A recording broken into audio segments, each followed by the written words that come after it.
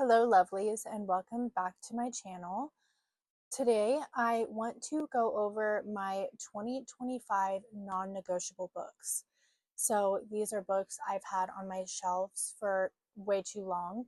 I've been saying that I am going to read them and just haven't yet, and some of them are completed series that I waited until I had the whole series to read them, and once I completed them I never ended up doing so. So these are my 2025 non-negotiable reads. And we do have quite a stack here, so let's get into it. Okay, the first one is Funny Story by Emily Henry. I started this last summer and it just sat there. I don't even think I read one whole chapter, so this is definitely a priority when it starts getting a little bit nicer, just because that's kind of when I have like the feeling to read Emily's books. So this one. Second one is Not in Love by Ali Hazelwood. Also, she has another book coming out. I like to stay updated and not have like multiple books by the same author like on read. I don't know if that's just like a me thing. So I want to get this read before Deep End. I don't know. But I think that like with the pink cover and everything, it might be like a good February read. Okay, the next one also might be a February read just because of the cover. And it's Forget Me Not by Julie Soto. I know people absolutely love this book, and I am so excited to actually read it. And the cover is just absolutely stunning. Like, I love it. Like, the purples and the blues, like, it's really doing something to me. I don't, all I know is that it's about a wedding planner, and that's it. I literally only know that there's one of these two is a wedding planner, and that this cover is very, very pretty. So I think this will also probably be on my February TBR. And then I have The Book Thief by Marcus Suzak. I don't believe I'm saying that correctly. Um, all I really know about this is that I believe Death is the narrator or something to that extent. My sister really likes this book, and I have it held on Libby. I should be getting it like within the next week. My sister is obviously the one who recommended this to me, and she listened to the audiobook. So I think I'm going to immersive read it, which means I'm going to listen to the audiobook while I follow along in the book. I'm super excited.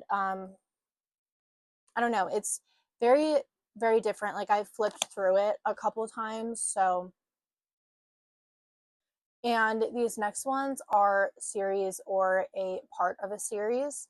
So the first one is Daydream by Hannah Grace. I have been so excited for a Henry story. Don't know why I haven't read it yet. This actually might be on my January TBR, so I think. I'm not exactly sure, but I think it may be.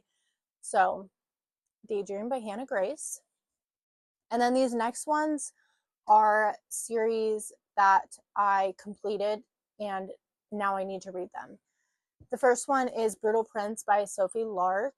I have all of them except for the last book. I don't know what stopped me because I love Sophie's books. Like, right up here is where all of her books are. Um, I don't know. I think they're mafia. That's all I know. But I know people absolutely love these. So I think this year I need to read the whole entire series. The second series, again, completed, that I have is Sinners of Saint. The first one is Vicious, and this is by LJ Shen. Also up here. I got all the first print run editions of these, so they're all sprayed edges, and they're absolutely gorgeous. I've heard that people like this main male character a lot. I believe it's dark romance, so that's always exciting. Okay, and then these next two are also series books that I own all of them. The first one is the Dirty Air series by Lauren Asher. The first one is Throttled. This is also a series that I was buying as it was being republished. I love Lauren Asher's writing. Like, I don't know. I'm obsessed. I really, really love the Dreamland Billionaire series. I have been reading the Lakefront Billionaire series, but I think the Dreamland still has my heart. And I'm super, super excited for this one. I've heard so many people, so many good reviews on this book. So, and then the next one is Kings of Sin by Anna Huang. The first one is King of Wrath. Yeah. I literally bought these as they came out. Have not read a single one of them. I also have her other series that was just like reprinted, I think. So I guess we could just add that in here too. Doesn't actually say the series. There's 4 books in this one. If Love is what the series is called.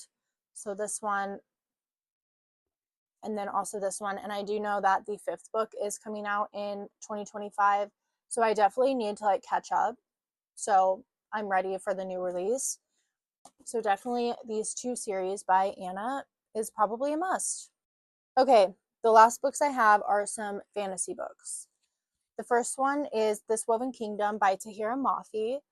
I have the 2nd book as well. And I almost bought the 3rd book, but your girl had some self-control and I didn't, because I'm like, you know what? You have the first 2. You haven't even read the first one to see if you like it.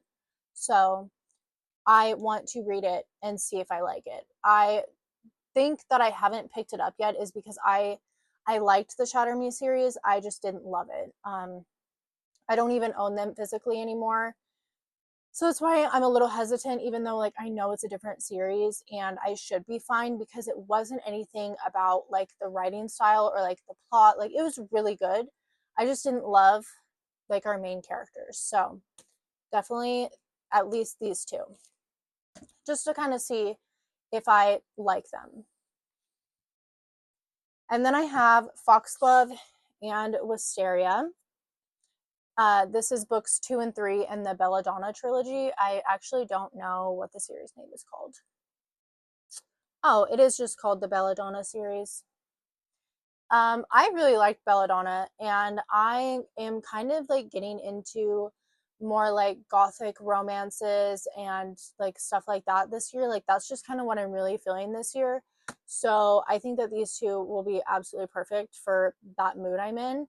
And I believe, I want to say it's at the end of 2025. I put it in my anticipated releases video like a couple, like last week. Holly, like there's going to be a novella this year, a Belladonna novella, and I believe it's called Holly. So, and then the last one, Powerless by Lauren Roberts. Yes, I haven't read it yet. That's absolutely, it's criminal, honestly, because I bought it as soon as it blew up on Book Talk, because I follow people, okay? I'll admit it. I follow people, and you've probably heard of all these books. But I don't care. I don't care. I follow. I have this one.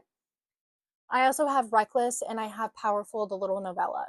I want to get these read before the 3rd one. I can't remember off the top of my head what it's called, but I did start this a couple months ago, and apparently I got to chapter 6, and I was like tabbing it and everything. I don't know if you can actually see that.